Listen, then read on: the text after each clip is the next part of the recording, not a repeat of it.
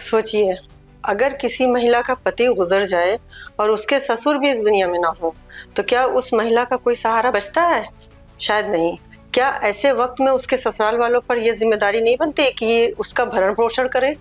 Delhi high court का एक हालिया फैसला इसी सवाल का जवाब देता है। यह मामला गीता शर्मा बनाम कंचना रॉय। गीता शर्मा के पति का मार्च 2023 में निधन हो गया और वे विधवा हो गई, और उससे भी पहले दिसंबर 2021 में उनके ससुर का भी देहांत हो चुका था। अब हालात ऐसे बने कि गीता शर्मा पूरी तरह से बेसहारा हो गई। उन्होंने अदालत का दरवाजा खटखटाया और कहा कि ससुराल वालों के पास काफी पुश्तैनी संपत्ति है, इसलिए उन्होंने वहीं से अपना गुजारा भत्ता मिलना चाहिए। नमस्कार, मैं नाहिद रजा, आप देख रहे हैं एक संदेश। आइए करते हैं इसकी पड़ताल। सबसे पहले मामला दिल्ली की फैमिली कोर्ट में गया, लेकिन वहां से निराशा हाथ लगी। फैमिली कोर्ट ने कह दिया कि क्योंकि पति और ससुर दोनों ही अब जीवित नहीं हैं, इसलिए गीता शर्मा को परिवार की संपत्ति से मेंटेनेंस नहीं दिया जा सकता। लेकिन गीता शर्मा ने हार नहीं मानी। उन्होंने इस आदेश के खिलाफ दिल्ली हाईकोर्ट में अपील कर दी। ये appeal Hindu adoption and maintenance act 1956 के तहत की गई। मामला पहुंचा दिल्ली हाईकोर्ट के जस्टिस अनिल खेतरपाल और जस्टिस वेदनाथन शंकर की बेंच के सामने, और यहीं से आया एक ऐतिहासिक फैसला जिसने कई महिलाओं को उम्मीद दी है। हाईकोर्ट ने साफ कहा कि विधवा बहू और भरण पोषण करना केवल नैतिक दायित्व ही नहीं, बल्कि एक कानूनी अधिकार है।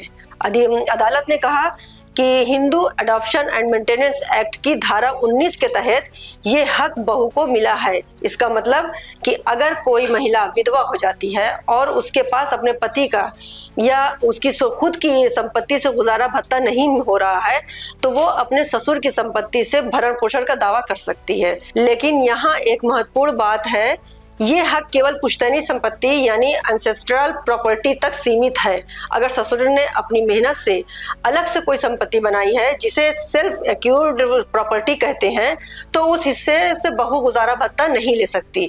यानी बहू का अधिकार केवल उस संपत्ति तक है जहां पीढ़ी दर पीढ़ी परिवार में चली आ रही हो, जिससे उसका जन्म से हिस्सा होता है। अदालत ने यह भी स्पष्ट किया कि भले ही ससुर की मृत्यु हो चुकी हो, लेकिन अगर उन्होंने पुश्तैनी संपत्ति छोड़ी है तो विधवा बहू उस संपत्ति की मेंटेनेंस लेने का दावा कर सकती है।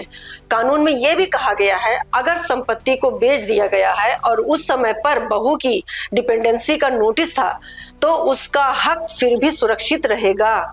दिल्ली हाईकोर्ट ने इस कानून को केवल तकनीकी नजरिए से नहीं देखा, बल्कि इसे एक सामाजिक कल्याण का कानून बताया। अदालत ने कहा, इसका मकसद उन लोगों को सहारा देना है जिन्हें इसकी सबसे ज्यादा जरूरत है, और इस केस में तो महिला ने पति और ससुर दोनों को खो दिया था। ऐसे में उसके लिए यही रास्ता बचता है। दोस्तों, जरा सोचिए, एक महिला जिसने पति खो दिया, जो अकेले रह गई हो, उसके लिए परिवार की जिम्मेदारी कितनी बड़ी हो जाती है। अगर उसे भी दरकिनार कर दिया जाता है तो वो कहाँ जाएगी? यही वजह है इस फैसले ने एक बार फिर साबित कर दिया, हिंदू कानून में पुश्तैनी संपत्ति का हक जन्म से सभी को मिलना चाहिए, और इसमें विधवा बहू भी शामिल है।